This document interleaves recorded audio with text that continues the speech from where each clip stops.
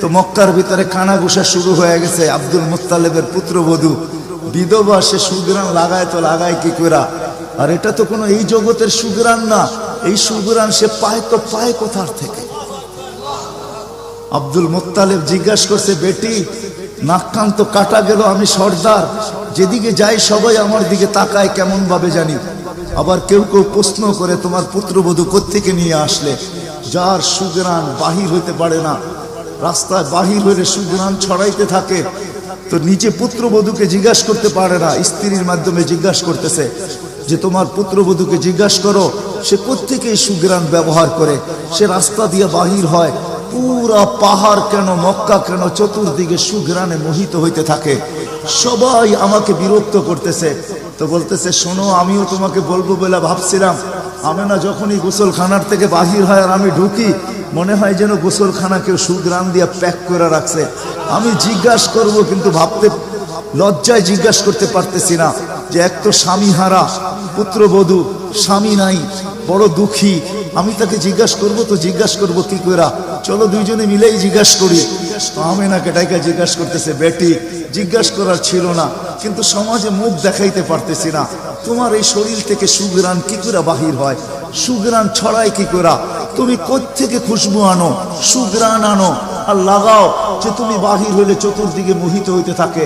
তো আমেনা ওইখানে থুতু নিক্ষেপ করে আর বলে, আম্মা শরীর থেকে না, থুতু মারতে দেরি, সুগ্রাণ তুফানের মতো বাহির হইতে দেরি হয় নাই। বলছে, আম্মা সুগ্রাণ শরীরে না শুধু, আম্মা এই থুতুতে পর্যন্ত সুগ্রাণ।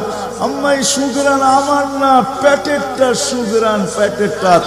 আম্মা বলার ছিলাম না, তোমরা বাধ্য করতেছো। যেদিন পেটে আসছে ওই দিন তো ঘরের দেওয়াল পর্যন্ত আমাকে সালাম দিতেছে, তোমাদের এই কত গোলরের বাড়ুর কণাও পর্যন্ত আমাকে সালাম দিতেছে।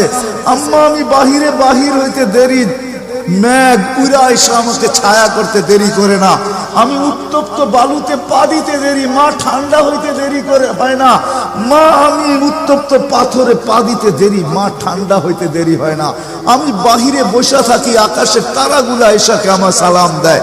মা যেদিন পেটে আসছে ওই দিন 12 জন রসুল এসে আমাকে সালাম দিছে।